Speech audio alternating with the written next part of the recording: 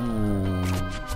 Welcome to the podcast, everyone. The Minimal Mind.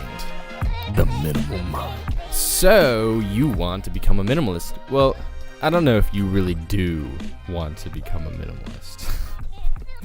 Not that it's bad. It's great. It's amazing. It's awesome. But I don't know. It's a journey. I wrote a quote that I'm doing. I'm doing this whole thing with the whole minimal mind. It's called Morning Minimalism on Instagram.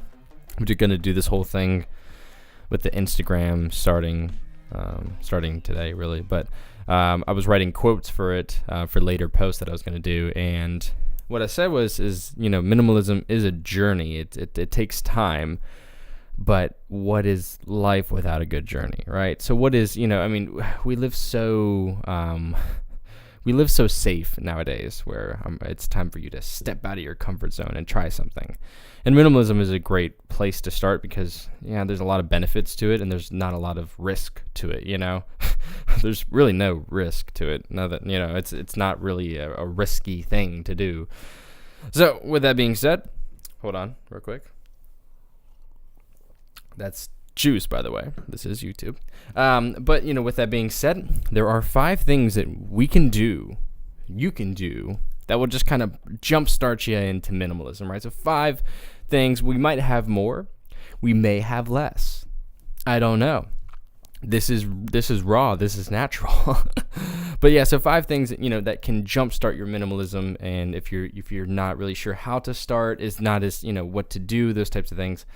This may be super beneficial for you. So stick around. So step 1 is just going to do a quick little purge. Okay, so nothing too crazy, but just a quick little purge, just to kind of get an idea of what you like to keep and what you don't really care about, and try to stay on the side to start getting rid of some things, spring cleaning, those types of things. So the first thing would be, just a purge. You don't have to do it like a crazy one, but just start to look at stuff that you don't use and say, oh my God, I completely forgot I had that. I might be interested in this whole minimalism thing.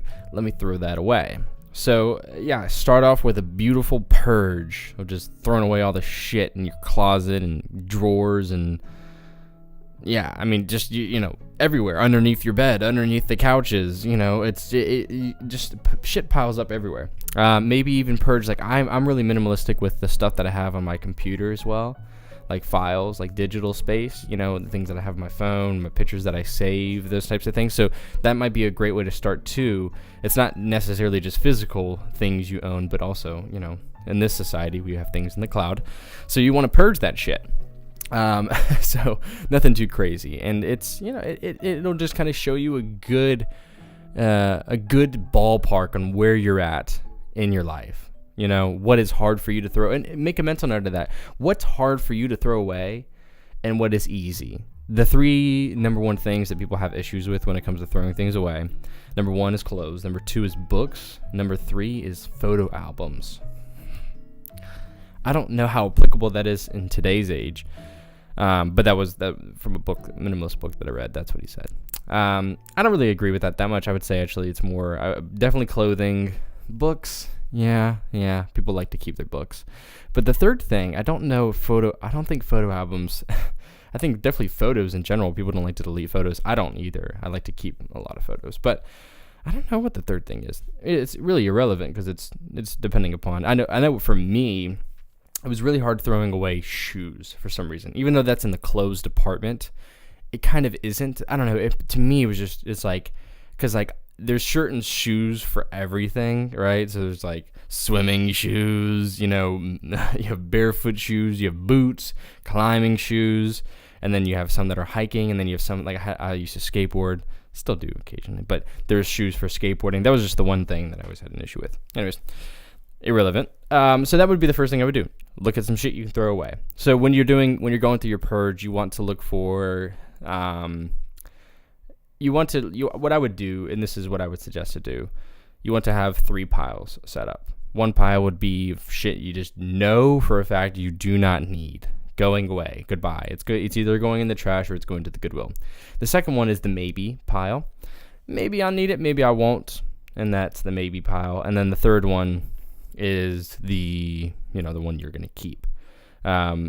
once you get really good at, I don't even know if you can get really good at minimalism. Once you get really good at minimalism, though, there should be a way where you can, like, you won't have a maybe pile. You know what you need, you know what you don't need. Simple as that. But until you get there, you're going to have a lot of things where you're like, I don't really know if I want this, if I want to keep this or not. So what you do with that maybe pile is you put it in either a box or a closet, depending upon how big that pile is. And you simply just put it in there, put it in the box or the closet. And I usually give it about a month or two. And here's the rule. In the box or the closet, anything you go in for during that month or 2 months, if you go in for something and you grab it and take it out, clearly you had a use for it and it was good that you kept it. Anything you didn't, bye. And then, if you did go in and grab something, leave it out. Don't put it back in there. And that's a good way of just figuring out if you actually need it. Because sometimes you're like, I think I'll definitely use that. And then, 3 months goes by, you didn't even touch it. It can't be that important. I mean, it just depends. So that's number 1. Number 2, learn what you need. So figure out what do you need, right? What type of clothes? Like, as an example, for me, for what I do, I need like 2 pairs of shorts. Actually, no. I actually have a lot of shorts because I do a lot of active stuff. So I like to be really mobile. So yeah, but figure out like what do you need. So how many pairs of shorts do you think you need? How many pairs of shirts do you think you need? How many pens? I mean, like everything. Like how many toothbrushes do you need? I'm serious. Like, figure out every item that could possibly you own. How many of those items or versions of those items do you need? And can you make that smaller? And yeah, stuff like that. So that's a big thing because a lot of times we don't realize that until we actually get into it, that wow, I can actually, I'm completely fine with only owning 5 pairs of shirts.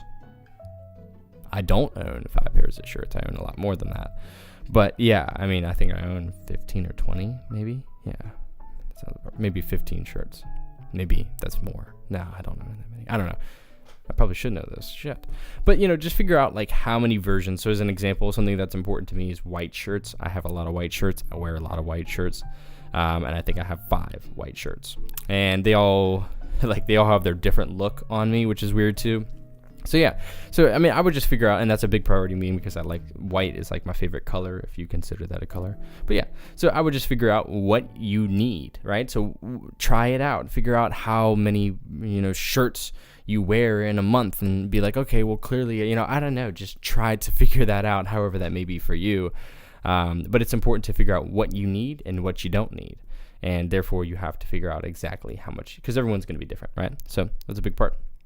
Number 3 is get used to not buying things. You're probably like, what do you mean? And it's as simple as that sounds.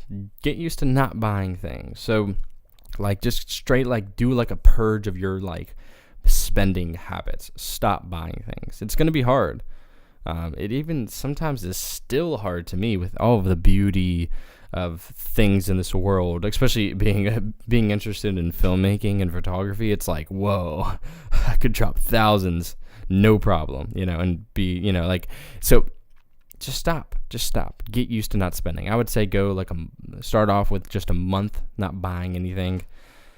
Then I would say, or if you can go really long time, go like 2-3 months without buying anything. And the idea, when I say buying anything, I mean just like no clothing, no, just no like extra shit that you buy, so food, gas, your, monthly bill, your monthly subscriptions, those can stay, but the other things just stop.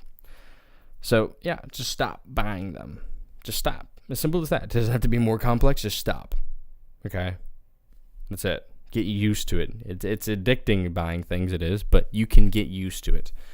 And sometimes it's really hard in order to get used to it, but you just have to do it. It's as simple as that. Just do it. Don't think about it. Just do it. I feel like what's that guy's name? Just do it. Number 4, and this might be like, you don't have to do these in order, okay? And this one might be like one of the first ones you do.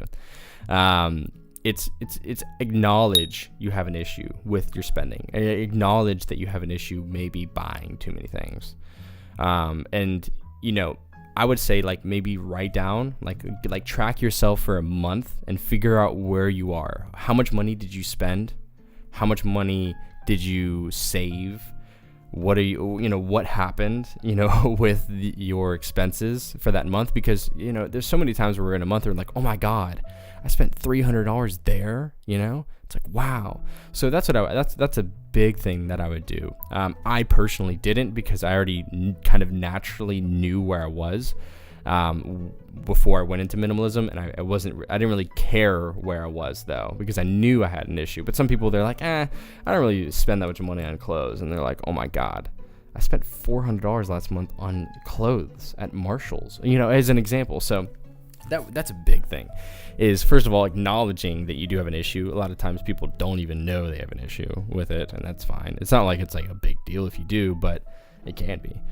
And then also trying to, figure out maybe what's reasonable for you. So if you spend $400 a month on clothes, maybe you want to bring that down, right? So start off with $300, cap it out, $200, then $100, boom, and then go from there.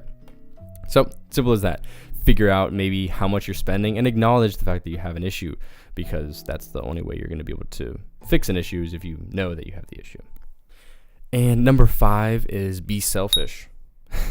This sounds weird, but it is super important to put your foot down and say, no, I'm not going to buy you things. I'm not going to, Christmas comes around. I'm going to be honest with you guys. I don't buy people stuff. And I know that sounds, I do now because I've gotten my shit together, right? But before, when I was getting started with minimalism, I put my foot down and I said, hey, listen, I'm sorry, man.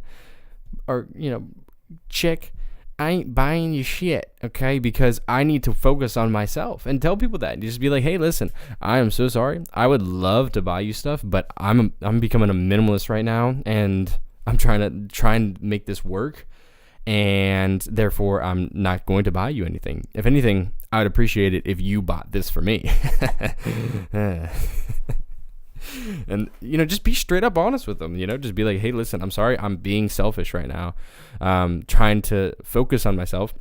And once I get to a point where I'm like good, which technically you'll never get to like the perfect point, but you get to a point where you'll be pretty financially stable, pretty good with minimalism. And you could say, hey, then yeah, I'll buy you that thing of ice cream and we can go out to dinner and all that stuff, or I'll pay for your movie ticket then.